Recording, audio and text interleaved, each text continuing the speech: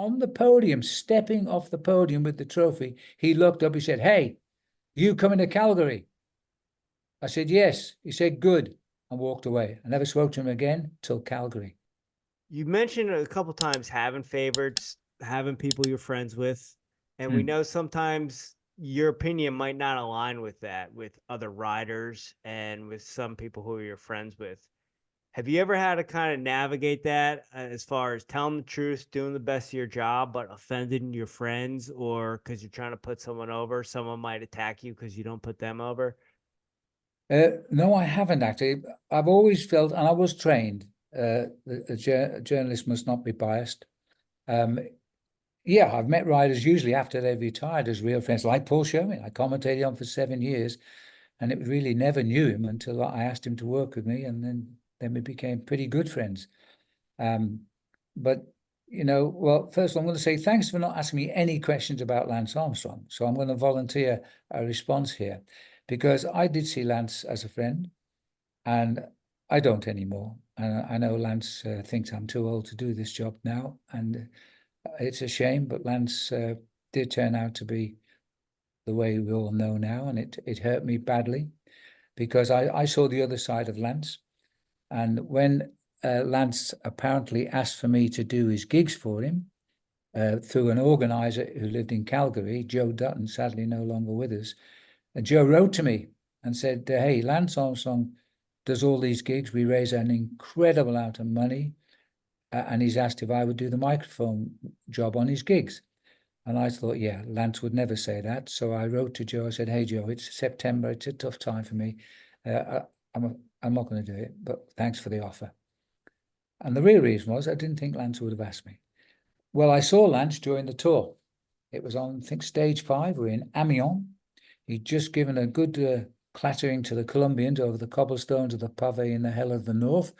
And I was walking out of the hotel courtyard to go to a little restaurant. He was in the hotel having a meal. I didn't even know the team was in the same hotel. And he ran out straight at me. I thought he was going to hit me. He goes, "Hey." I said, "Hi, Lance." I said, "Nice ride against the Colombians." He said, "Yeah, love doing that." He said, "Are you coming to Calgary?" I said, "Lance, what are you talking about?" He said, "Some guy should have wrote you and said I wanted you in Calgary." Oh, he said, "Yeah, he did." I said, "I thought he was joking."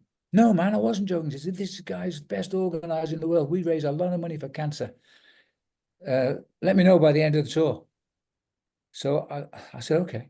So I wrote back to Joe. I said, "Joe, I misjudged everything. I'd love to come to Calgary." Accepted the job, for which he paid me. And then Lance was on the winner's podium, of course. This was 2003, if memory serves me right. And he could shout across to my comedy position. And on the podium, stepping off the podium with the trophy, he looked up, he said, "Hey, you coming to Calgary?" I said, "Yes." He said, "Good," and walked away. I never spoke to him again till Calgary.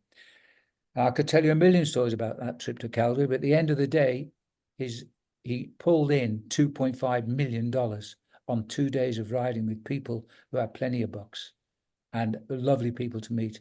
And all that money went to his cancer foundation, Livestrong. And so there was a few more. Now, during that period of time, I sat with Lance in his bedroom. I was not, as everybody said, in his pocket, because you never got into Lance's pocket. I never went with him on a night out. I never had dinner with him. I did fly in his private jet for convenience sake, but I never sat by him. He always sat at the front with his agent playing on his computer. And so it was not true I was being paid off by Lance, but you can never win those battles. And so I went through life just doing my job properly. And one night in the bedroom of the hotel, I was there for some reason, and he was on the corner of the bed. I said, "Hey, Lance, I just hope you don't take drugs, mate." And he looked at me, he said, "I don't. I've been on my deathbed and I ain't going back." I'll never forget those words to this day. So I took a lot of bad hits over that period of time, but a lot of my friends stayed with me. And I'm very content with the way life went. And I've seen both sides of Lance Armstrong, and I've seen the side and the way he's treated people who have had stage 4 cancer. And the guy does have a heart, believe me. I'm just sorry in the long term that it didn't work out for us, but it worked out for people who got cancer. So that's just, thanks for saying that. But on the situation with friends and rivals, No, I've been frank. I remember criticizing the way George Hincapie was racing to yellow, and having been a close friend of Lance's, and I saw Lance's team chase down George for no reason. They rode him out of sight, and I was criticizing him on air. And a month later, Johan Bruneel came into the I was on the Tour of Ireland, I think it was on. It was in Ireland anyway. And Johan walked past my table. I was talking to people. He just said, "Hey, when you finish, can you come outside? I need a word with you." So I went outside. He said, "What are you doing bagging off our team on the Tour de France?" I said, "What do you mean?" He said, "You were telling us how we were chasing down George, because George's on a different team now." I said, "Well, don't tell me you weren't.